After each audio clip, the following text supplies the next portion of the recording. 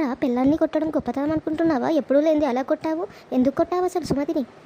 కాదమ్మా, వాళ్ళ అమ్మ వాళ్ళకి డబ్బులు పంపిస్తుంది. ఎంత చెప్పినా వినడం లేదు.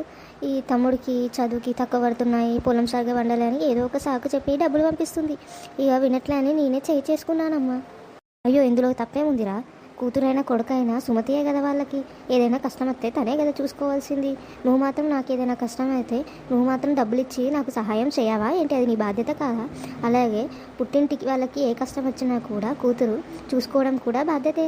తనకి అన్న తమ్ముడు ఎవరు లేరు, తను ఒక్కతేనే. ఏ కష్టం వచ్చినా అమ్మా నాన్నల్ని చూడాల్సింది సుమతియే కదా. నువ్వు చాలా తప్పుగా అర్థం చేసుకుంటున్నావు. ఇది తెలుసుకో నువ్వు ముందు. కొడుకు మాత్రమే తల్లిదండ్రులకు సహాయం చేయాలని ఏమీ లేదు. ఒక కూతురు కూడా ఒక కొడుకులాగా మారి సహాయం చేయొచ్చు. ఎందుకంటే చిన్నప్పటి నుంచి వాళ్ళు ఎంతో కష్టపడి తన కూతుర్ని చదివించి ఎంతో పెద్దగా చేసి పెళ్లి చేశారు. పెళ్లి చేసినంత మాత్రాన కూతురికి పుట్టింటితోని వాళ్ళ అమ్మా నాన్నలతోని సంబంధం ఏమీ తెగిపోదు. ఎప్పుడు అలాగే ఉంటుంది. వాళ్ళకి ఏ కష్టం వచ్చినా చూసుకోవాల్సిన బాధ్యత కూతురిది కూడా ఉంటుంది. కొడుకు ఎంత ఉంటుందో కూతురికి కూడా అలాగే ఉంటుంది. ఇప్పుడు ఇద్దరూ సమానమే, ఎవరు ఏమీ తక్కువనే కాదు. కొడుకే చూసుకోవాలి అమ్మా నాన్నలు అనేది లేనే లేదు అసలు. అమ్మా, నేను తప్పుగా అర్థం చేసుకున్నాను, నన్ను క్షమించు. క్షమాపణ నాకు కాదురా, ముందు సుమతికి చెప్పు. నువ్వు తన మీదనే అరిచావు, తన మీదనే కోప్పడ్డావు, తననే కొట్టావు. నీ క్షమాపణ తనకే చెప్పు. సుమతి, నన్ను క్షమించు, నేను తప్పుగా అర్థం చేసుకున్నాను. అండి, మీరు ఇప్పటికైనా నన్ను అర్థం చేసుకున్నారు, అది చాలుగా. థ్యాంక్ యూ అత్తయ్య.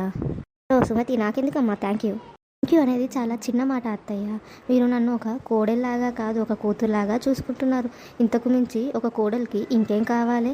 అందుకే మీకు థ్యాంక్ యూ చెప్పాను అత్తయ్య. మీరు మా అత్తయ్యగా దొరకడం నా అదృష్టం.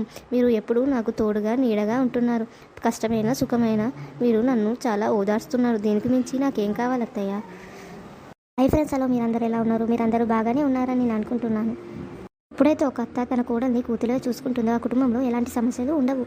కొడుకు తప్పు చేసినా కూడా వెనకేసుకురావడం తప్పు. ఎప్పుడైనా సరే తప్పు ఎవరి దిక్కున్నదో వాళ్ళని నిందించాలి, వాళ్ళని సరిదిద్దాలి. తప్పు చేశారని అలాగే వెనకేసుకుంటూ వస్తే తనకు తెలియకుండానే తప్పులు చేసుకుంటూ పోతారు. అది కొడుకైనా ఇంకెవరైనా సరే తప్పు చేసిన వాళ్ళని నిందించడము బాధ్యత. తప్పు కొడుకే చేశారు కదా అని వెనకేసుకుంటూ వస్తే కోడలు ఎంతో బాధపడాల్సి ఉంటుంది. అలాగే కాకుండా కొడుకు కూడా ఎన్నో తప్పులు అలాగే చేసుకుంటూ పోతాడు.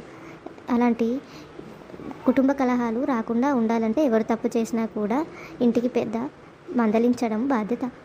So thank you friends. మీకు కాక నచ్చినట్టయితే ఈ వీడియో సబ్స్క్రైబ్ చేయండి. Bye bye friends.